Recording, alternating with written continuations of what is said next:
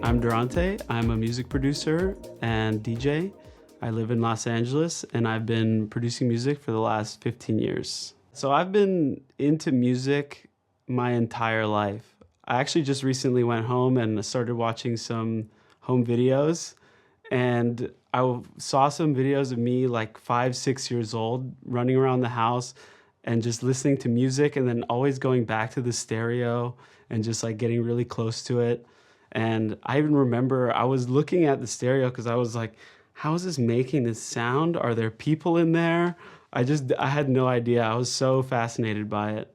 I started making music when I think the first iteration was I was taking piano lessons.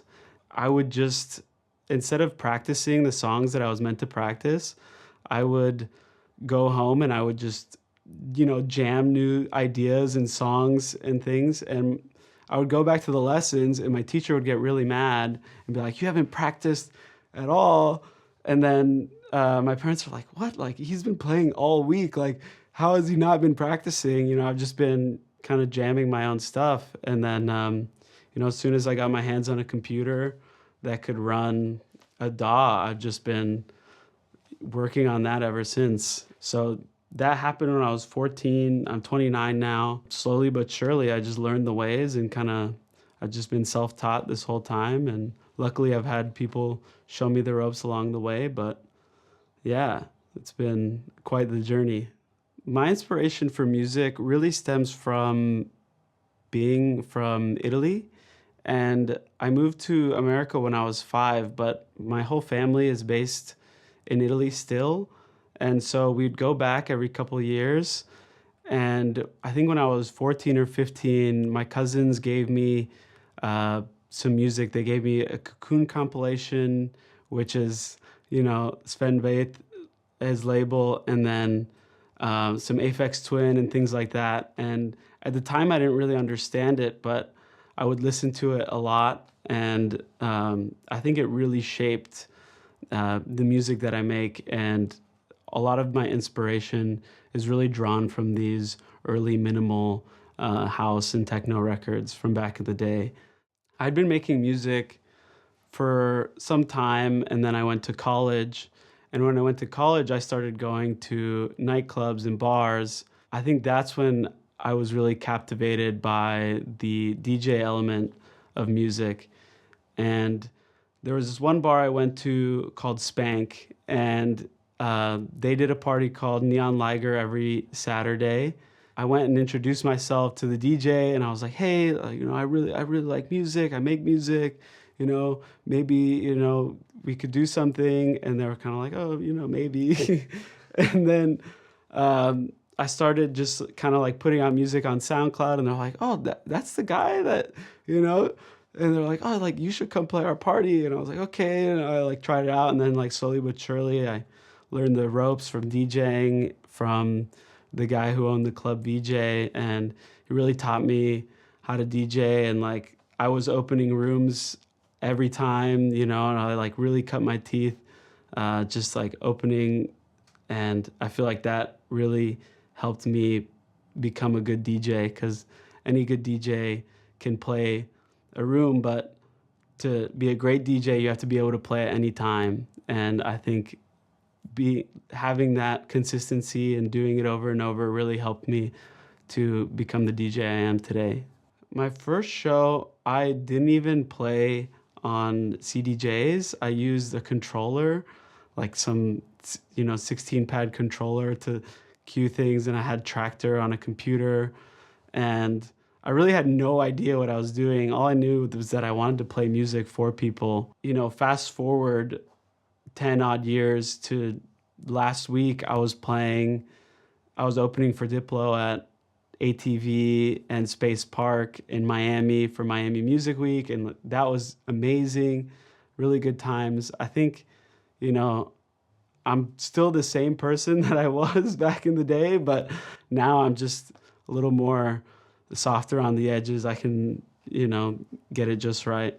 I got into using Ableton when I was really young. I had a friend show me how to use it, and it was really good. I mean, the built-in plugins were really good, and I really liked the workflow, and it was really smooth.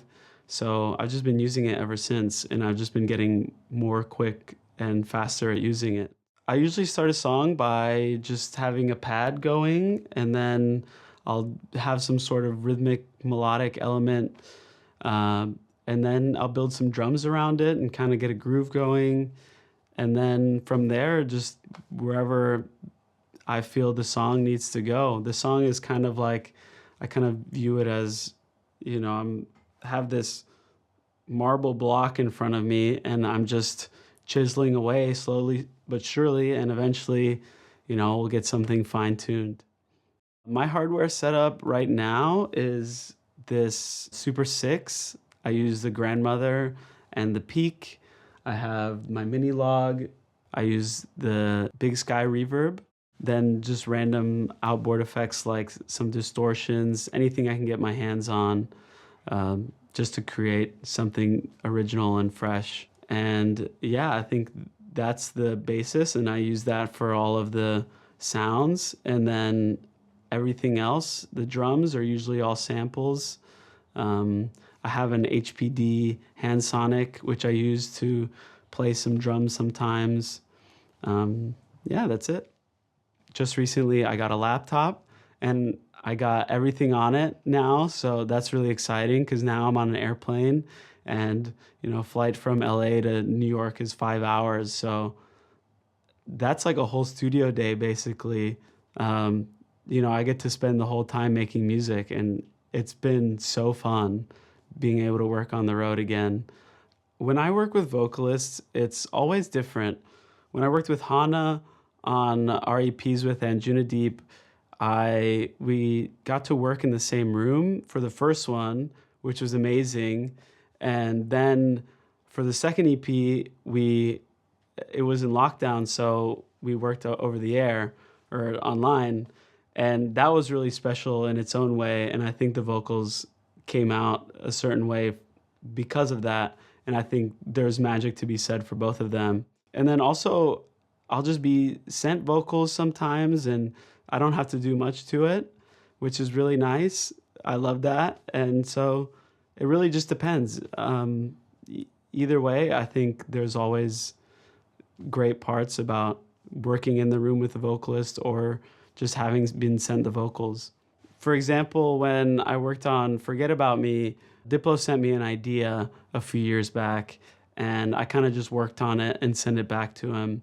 And then maybe 8 or 9 months ago, I get the same idea back with an Aluna vocal, and I've just always been a fan of her voice. I mean, she's amazing. So having seen that, I was like, yeah, send me the stems. I would love to work on it. And he sent me the vocal, and he was like, you have the stems. And at this point, I had forgot that I had worked on the original. So I went back and checked it out, and he hadn't changed a thing from when I had worked on it. And I was like, oh, it's great. And then I just took it from there to the finish line. And what was actually really nice was I went in the studio with Aluna a few more times, and she had a lot of really great input as well. I think as a producer, you hear things a lot differently than a vocalist would hear their own voice. So the input they have is always special. I think it's really important to listen and take their feedback into consideration. When I make vocal chops, I'm usually working in the timeline, and I'll do things like cutting and pasting, and then also just putting a bunch of delays and reverbs and maybe some formant effects with throat, or trying to get something that's like a really solid loop or something like that, just to get a really special moment for the music. I've been using AutoTune forever, and I really like how subtle it can be, and we'll get the pitch just right. I've also been digging into using throat and Harmony Engine, and even just throwing Harmony Engine on random vocals sounds amazing. And I'm really excited to see what it can do when you put in some MIDI info. AutoTune Unlimited is a really beautiful suite of plugins. I've also been really getting into Loopcloud as well. I like that it sits in the DAW, so you can just put your own effects on it without having to worry about how it will sound. You automatically know you can affect all of the plugins and everything within the DAW, so that's really nice. Right now, I'm working on finishing my first debut album. I have a festival I'm playing in June with Anjunadeep Explorations in Albania, which I'm really excited for. Should be a really good summer. Shows are back.